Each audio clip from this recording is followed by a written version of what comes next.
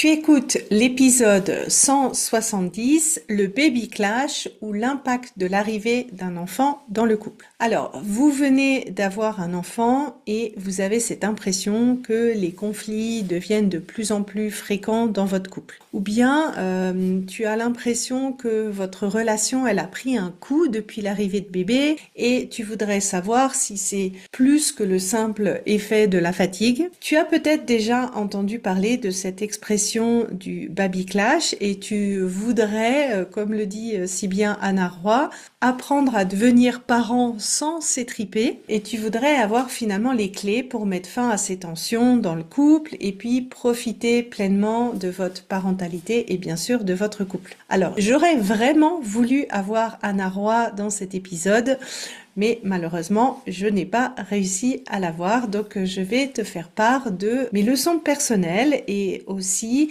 pour t'aider à comprendre en fait qu'est-ce qui fait que le baby clash arrive, pourquoi c'est presque normal pour la plupart des couples que ce baby clash arrive et comment mettre fin finalement à ces tensions et dépasser cette crise. Alors, pourquoi le baby clash arrive? Pour moi, je trouve que ces 3 premières années de vie d'un enfant, c'est assez challengeant pour les parents et pour l'enfant à plein de niveaux. Déjà, tu as un accouchement et un postpartum qui peut plus ou moins bien se passer. Le manque de sommeil, ça c'est évident. L'enfant qui se constitue son système immunitaire et qui tombe malade. L'allaitement qui peut se passer plus ou moins facilement. La charge mentale d'organiser tout un nouveau cadre dans la vie de famille, aussi le jonglage entre les modes de garde, le travail, la pression du travail, etc. Le manque de soutien de la famille proche parce que on habite de plus en plus rarement dans la même ville que ses parents, et puis tout simplement un petit être qui a besoin de temps, qui a besoin de présence et qui en l'espace de 3 ans va se métamorphoser en termes de développement moteur, en termes de capacité cérébrale, etc., etc. Et c'est un énorme changement pour ce nouveau système qu'est la famille. Pour la femme, en fait, il vient se rajouter l'impact d'avoir vécu une grossesse, un accouchement, un postpartum, qui, selon les circonstances, peut entraîner des gros changements en termes corporels, une cicatrice pour les césariennes, l'épisiotomie, etc. En termes hormonaux, ça peut créer beaucoup de bouleversements hormonaux. Sur la santé mentale, il y a cette fameuse dépression postpartum et toutes les variantes qu'on peut avoir. En termes physiques, ça peut créer comme un mini burn-out parce qu'on a épuisé, on a puisé dans les réserves qu'on pouvait avoir pour produire un bébé, ça demande quand même des ressources. Moi, personnellement, j'ai vraiment dû me réapproprier mon corps après mon accouchement, le postpartum, parce que j'ai senti que mon corps n'était pas pareil après l'accouchement. J'ai eu une césarienne, moi j'ai été beaucoup impactée par la césarienne, ça notamment en termes hormonaux, de dérèglement hormonal, au niveau de mon sommeil, au niveau de ma libido, au niveau du traitement de la cicatrice, donc j'en ai pris un coup, on peut dire ça comme ça. Pour l'homme, c'est pas forcément facile non plus parce que il vit un petit peu tout de l'extérieur et peut-être que c'est difficile aussi de comprendre ce que la femme vit de l'intérieur, et aussi c'est aussi des fois difficile pour l'homme de trouver sa place en tant que père, en tant que mari, et bien sûr tout ce qui peut se réveiller de son passé au moment où l'enfant arrive. Alors qu'est-ce que disent les études? C'est pas folichon. L'Institut Gottman, il explique même que la satisfaction du mariage commence à baisser à l'arrivée d'un enfant. Le but étant pour les couples de limiter la casse, de limiter la descente vers le bas, en gardant suffisamment de connexion dans le couple pour retrouver la satisfaction après le départ des enfants. Et donc, il montre une courbe qui est vraiment pas folichonne. Imagine un U où la première partie du U, c'est à l'arrivée des enfants et ça descend, ça descend, ça descend. Tu arrives, tu touches le fond et ça remonte petit à petit. Et quand tu arrives de l'autre côté du U, c'est le moment où les enfants partent. Alors, je suis pas aussi pessimiste que l'Institut Gottman. Oui, je suis d'accord. À l'arrivée d'un enfant, le couple passe par une phase de réadaptation, mais c'est aussi une jolie phase de vie avec beaucoup d'amour. Vous fondez votre famille. Je trouve renforce le lien aussi entre vous. Et puis, je trouve c'est assez beau aussi de découvrir son partenaire sous un autre angle, sous l'angle d'un papa ou d'une maman. ça importe que l'arrivée d'un enfant, ben nous, en tout cas pour mon mari et moi, ça a aussi créé une crise. Au départ, il y avait cette vague un petit peu ah, on est tellement heureux que l'enfant arrive, et puis après, ce que j'ai constaté, c'est qu'on avait de plus en plus de sujets de conflit. Donc c'est pas arrivé au tout début de la naissance, je dirais dans les 6-7 mois après la naissance, on a vraiment commencé à le sentir. Donc on n'était pas d'accord sur l'éducation, sur la manière dont on devait s'occuper de notre enfant, la place de la famille versus la place du couple, et puis aussi cette espèce de droit de prendre du temps pour soi, en plus d'être parent, en plus d'être couple. Et il n'y avait pas que ça finalement que ces conflits soulevaient. Si tu veux, la couche en dessous, le fond en dessous de tout ça, bah c'était des grandes remises en question sur qu'est-ce que c'est un bon père, qu'est-ce que c'est une bonne mère, qu'est-ce qui se passe si on prend pas soin de son couple à l'arrivée d'un enfant, les modèles parentaux qu'on a pu hériter, et tout ce lot de petites blessures. Si nous on a souffert, on a estimé que nos parents ont eu des manquements, forcément quand toi t'as ton enfant qui arrive, tu veux essayer de faire autrement, et donc tu te mets une certaine pression, et puis en fait c'est cette certaine pression, c'est pour guérir de ce que toi tu as vécu en tant qu'enfant, en ayant le rôle, en ayant un parent, et là tu inverses la machine, donc c'est aussi ton opportunité de guérison. Et donc finalement, simplement trouver un accord sur les thèmes de surface, ça marchait pas. On arrivait à se mettre d'accord, mais ça répétait, si tu veux, d'une autre manière, parce que on n'adressait pas les problèmes de fond. Et là, mon premier conseil pour vous en tant que parent, si vous êtes dans cette situation, la première urgence, c'est de sortir du mode survie. Et vraiment dans le sens du système nerveux, si tu as un surplus de stress et que ce surplus de stress se synchronise pendant plus de 6 mois, ça peut vraiment entraîner une dérégulation de ton système nerveux et tu peux avoir ce sentiment d'être en mode survie depuis l'arrivée de ton enfant. Si toi ou vous vous sentez dans ce cas, la première priorité, c'est de regarder en termes pratico-pratiques comment vous pouvez mettre fin à ce stress chronique et apporter suffisamment de ressources à votre système nerveux pour sortir de ce mode de survie. Le premier conseil, et je pense que je suis pas la première à vous dire ça, c'est le sommeil. Qu'est-ce que vous pouvez mettre en place pour arriver à dormir suffisamment pour que vous vous sentiez reposé? Est-ce que c'est alterner les gardes de nuit? Donc un parent fait la garde, un autre s'isole pour pouvoir dormir sans être réveillé. Est-ce qu'il y en a un qui s'occupe plus des veilles du soir et l'autre plus des veilles du matin? Est-ce que ça veut dire de donner de temps en temps votre enfant une nuit aux grands-parents pour vraiment dormir?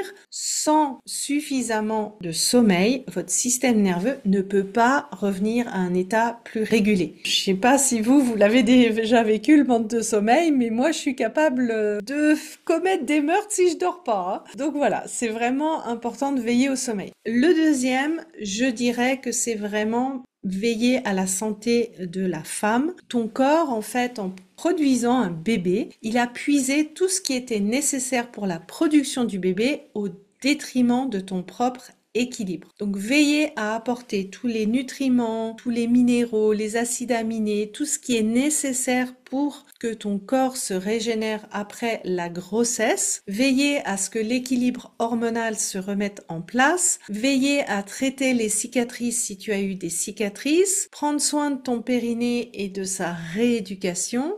C'est super important et ça bénéficiera non seulement à la santé de la femme, mais à l'équilibre du couple dans son ensemble. Et donc ici, ça peut impliquer des discussions pour que le mari te laisse justement ce temps de reprendre soin de toi, de te retaper, et aussi peut-être de discuter qui va prendre en charge ce budget, parce que ça a aussi un coût. Le troisième point, c'est d'utiliser des approches somatiques pour soutenir ton système nerveux. Tout ce que tu vas pouvoir mettre en place pour la régulation de ton système nerveux, c'est ça qui va t'aider à petit à petit sortir de ce mode survie. Donc, en faisant attention à tes sensations corporelles, en utilisant des techniques de respiration comme la cohérence cardiaque, le soupir physiologique, faire des sorties dans la nature, veiller à pas surstimuler la production de ton cortisol qui est déjà en surplus à cause de ce stress chronique. Donc typiquement, si tu viens d'avoir un enfant et que tu te sens déjà stressé, avec du mal à dormir, et puis que tu accumules les sports intenses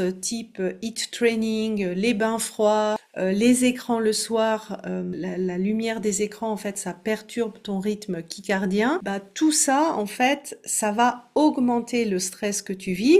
Et donc, si tu veux diminuer cet impact, ben, tu fais des sports plutôt doux, tu prends des douches à température normale, tu limites les écrans le soir, ou tu portes, par exemple, des lunettes anti-lumière bleue pour essayer de minimiser la surstimulation de ton taux de cortisol. Ça veut pas dire de rien faire, hein.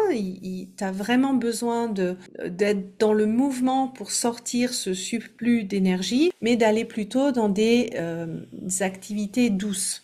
Et à cet effet, tu peux vraiment suivre tous les conseils que Madame Vazet a donnés dans l'épisode 75 sur le burn-out, parce que c'est vraiment le même état physiologique. Ensuite, un autre conseil, c'est de vous donner à chaque parent des moments pour soi, pour pouvoir faire ce que la personne a envie de faire et avoir ce sentiment de retrouver sa vie d'avant. Alors pour certaines personnes, ça va être de prendre un café avec ses copines, et puis pour l'autre, ça va être de regarder son YouTube enfermé dans sa pièce et que personne le dérange. Donc chacun va trouver ce qu'il a vraiment besoin. Et après, c'est vraiment d'arriver à trouver une organisation qui respecte les besoins de l'enfant et les vôtres. Le temps, c'est une ressource limitée, donc ça va vous demander d'éliminer ce qui peut être éliminé. Est-ce que le repassage, c'est indispensable? Est-ce qu'une maison 100% rangée, c'est indispensable? Est-ce qu'un peu de fouillis, ça pourrait être vivable pendant les 2-3 premières années de vie de l'enfant? Regardez ce qui peut être concrètement délégué, ménage, courses. Nous, typiquement, c'est à partir de ce moment-là qu'on a commencé à commander en ligne. Ça nous a fait gagner énormément de temps. Déléguer le ménage à une aide ménagère, etc. Ça peut paraître bête, en tout cas si vous avez le budget, mais ça peut vraiment vous apporter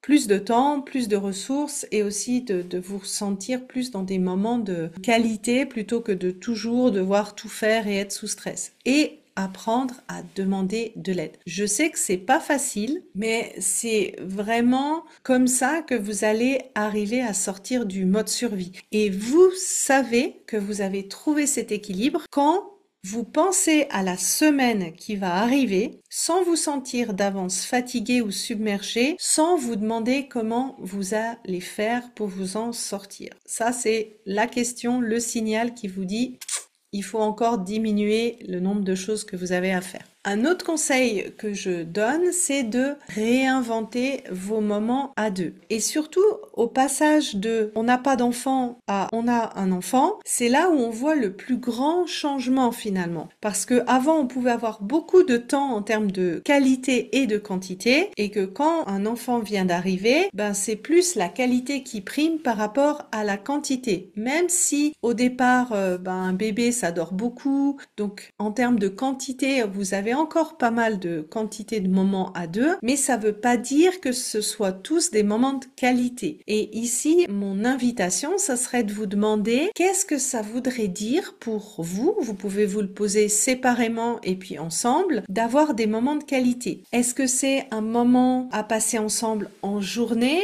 ou plutôt le soir? Des fois, le soir, on peut être totalement épuisé et on n'est plus dans la capacité d'interagir de manière de qualité avec son partenaire. Par exemple, un moyen de le faire, ça serait de vous organiser un petit brunch tous les deux à la première sieste du matin de votre enfant. Est-ce que c'est pour vous un moment de qualité de se voir en dehors de la maison? Pourquoi pas organiser un date de 2 heures à la pause midi avec l'un et l'autre quand vous allez travailler en mode date. Un dernier conseil, en fait, c'est aussi d'accepter que la quantité est pas là et que c'est une phase où peut-être vous allez avoir moins de moments à deux. Et pour arriver à l'accepter, moi ce que je recommande, c'est d'en parler ensemble et de décider ensemble de la durée et de l'étendue de cette phase. Parce que souvent, un partenaire va voir cette phase beaucoup plus longue que l'autre. Alors des fois c'est la femme, des fois c'est le mari, ça dépend. Mais mettez-vous d'accord sur, ok, c'est une phase et combien de temps elle dure cette phase. Ça va éviter la frustration chez le partenaire qui a envie d'un retour à la normale plus rapide. Le conseil suivant, c'est de faire des efforts conscients pour sortir de cette crise. Ce qui est crucial, c'est de pas mettre cette crise sous le tapis et de penser que ça va se régler par soi-même avec le temps. Comme je l'ai montré avec ma crise personnelle qu'on a eue à l'arrivée de notre fils, les problèmes de fond, ils vont pas se résoudre d'elles-mêmes. Si j'ai une blessure en lien avec le fait d'être une bonne ou une mauvaise mère, c'est pas simplement en attendant que ça va se résoudre tout seul. Et du coup, qu'est-ce que ça va faire? Tu vas peut-être ressentir une phase d'apaisement et puis quelques mois plus tard, ça va rejaillir, ressurgir et impacter à nouveau votre vie de couple et de coparents. Pour moi, ça demande de passer par 3 étapes que je décris beaucoup plus en détail dans l'épisode 47 de Dépasser une crise et où là, je vais te donner peut-être des questions qui sont plus en lien en fait avec l'arrivée d'un enfant. Donc, la première étape, c'est de comprendre les blessures sous-jacentes à la crise. Est-ce qu'il y a un de vous qui veut éviter de répéter ce qu'il a vécu dans l'enfance? Une autre question qui est intéressante de se poser, c'est de dire mais comment est-ce que l'arrivée d'un enfant, ça peut confronter un partenaire à une perte de liberté, à sa temporalité, à la vieillesse, au fait que on vit pas éternellement. Comment un partenaire s'y retrouve au travers de ces différentes casquettes? Typiquement, comment est-ce que l'arrivée d'un enfant chamboule tout ça? Si tu es la maman, comment est-ce que ça chamboule ta casquette de femme, de travailleuse, de parent, d'amis, etc., etc.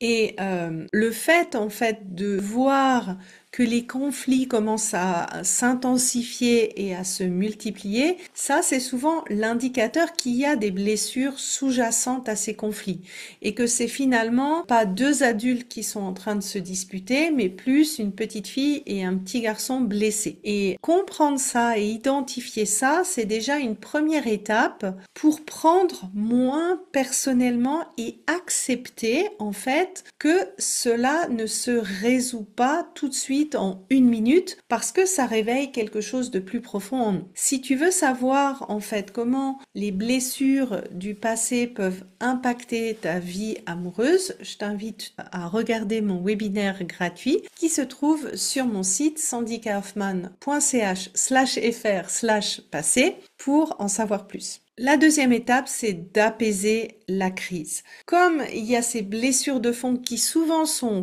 réveillées au travers de l'arrivée d'un enfant, tu as besoin, et chaque partenaire a besoin d'un certain temps pour arriver à les dépasser. Et donc pendant ce temps de travail, on va dire plus intérieur, ce que vous avez besoin, c'est d'apaiser la crise, après apaiser votre dynamique de conflit, avant d'arriver à un point de non-retour. C'est aussi après l'arrivée d'un enfant que le taux de divorce est le plus haut parce que justement, ce point de non-retour a été atteint. Et donc, une manière très pratico-pratique de le faire à l'arrivée d'un enfant, c'est de lister tous les sujets qui fâchent ou toutes les circonstances où vous vous prenez le bec. Est-ce que c'est à quel moment vous entamez la discussion? Des fois, il y a toujours un partenaire qui arrive le soir avant de s'endormir. Je voudrais parler de ce sujet. Ça peut être la manière d'agir qui te fait hérisser les poils, etc. Listez ça, faites-le à 2 et décidez consciemment quand est-ce que vous voulez travailler sur ces sujets et quand vous décidez consciemment de pas les mettre sur le tapis. Vous pouvez aussi consciemment voir ou identifier qu'est-ce qui déclenche chez l'autre une réaction forte et de consciemment décider de ne pas faire ce qui déclenche la réaction forte de l'autre. et même chose pour votre partenaire. Et donc, la troisième étape, c'est de dépasser la crise. Et dépasser la crise, ça demande de trouver des solutions au conflit, donc ce qui ressort du conflit entre les deux partenaires, et aussi que chaque partenaire travaille et dépasse les blessures sous-jacentes à la crise. Et la bonne nouvelle, en fait, c'est que justement, vous vous êtes pas trouvé par hasard, c'est en général ce que un partenaire doit faire pour dépasser sa propre blessure, donc la compétence qu'il doit apprendre, eh bien ça aide simultanément l'autre partenaire à dépasser sa blessure. Et donc là, en fait, souvent le risque, c'est le statu quo. Parce que quand il y a moins de conflits, quand c'est un petit peu plus serein, on est tous humains, la tendance c'est on laisse bien sous le tapis ce qui est bien sous le tapis et on ne change pas la situation. Le problème c'est que quand tu fais ça, en fait, ça va déjà de un pas empêcher que le problème revienne plus tard dans votre vie de couple, et à force d'accumuler des conflits non résolus sous le tapis, ça accumule la poussière sur le tapis et au final ça contribue à l'éloignement de plus en plus grand dans votre couple. Et donc pour t'essayer de t'expliquer en fait qu'est-ce que j'entends par là de qu'est-ce que c'est de dépasser une crise. Donc nous, quand on a eu cette crise à l'arrivée de notre enfant, moi clairement j'ai dû travailler sur ma vision de qu'est-ce que c'est être une mère. Je voulais être différente de mon modèle parental, mais j'avais aussi personnellement envie d'être libre. J'ai un grand besoin de liberté et j'avais aussi un grand besoin d'être là pour mon enfant et suffisamment présent. Et donc j'ai dû travailler en fait sur ma peur de répéter le modèle que j'avais connu si je prenais plus de temps pour moi. Mon mari, lui, il a dû se donner le droit de penser à lui et de ne pas systématiquement tout sacrifier pour notre enfant. Lui, il a aussi dû se détacher dans ce sens de son modèle parental et d'oser être plus égoïste. Et typiquement, en fait, plus moi je me libérais de ma peur, de cette culpabilité, de prendre suffisamment de temps et de liberté pour moi sans avoir l'impression que je pénalisais mon enfant, indirectement, ce travail que je faisais pour moi, c'était aussi une bonne aide pour mon mari qui avait aussi besoin d'apprendre ça pour des raisons différentes. Ça, c'était pour les blessures de fond. Pour les problèmes de surface, en tant que couple, en tant que coparents, on a dû redéfinir notre modèle d'éducation. Moi, même si je me suis éloignée du modèle d'éducation à la française qui est assez autoritaire, j'avais quand même encore des automatismes. C'était assez impressionnant de voir que en fait, je savais que c'était pas ce que je voulais, mais je rentrais dans ce moule, en fait. Et mon mari, lui, il s'est aussi éloigné de son modèle d'éducation où finalement il n'y avait pas de limite et tout était permis, ce qui est pas forcément mieux pour le système nerveux.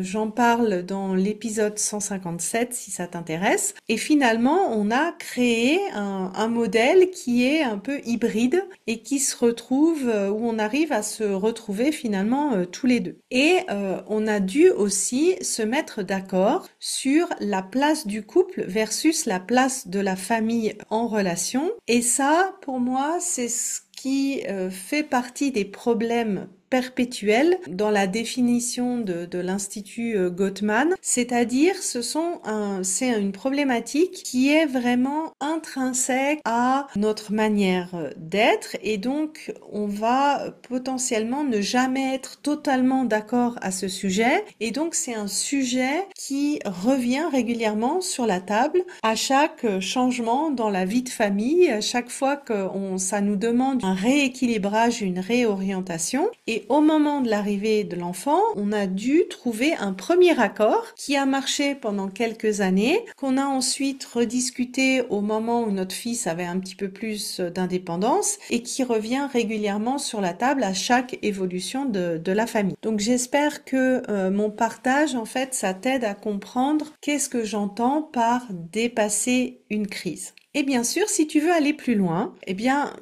peut que t'encourager à donner du soin à ton couple, parce que pour maintenir cette connexion du couple, passer des bons moments, pour moi, ça suffit pas. Ça demande d'aller travailler sur cette fameuse poussière sous le tapis pour éviter que le couple se déconnecte ou que vous arriviez à un point de non-retour.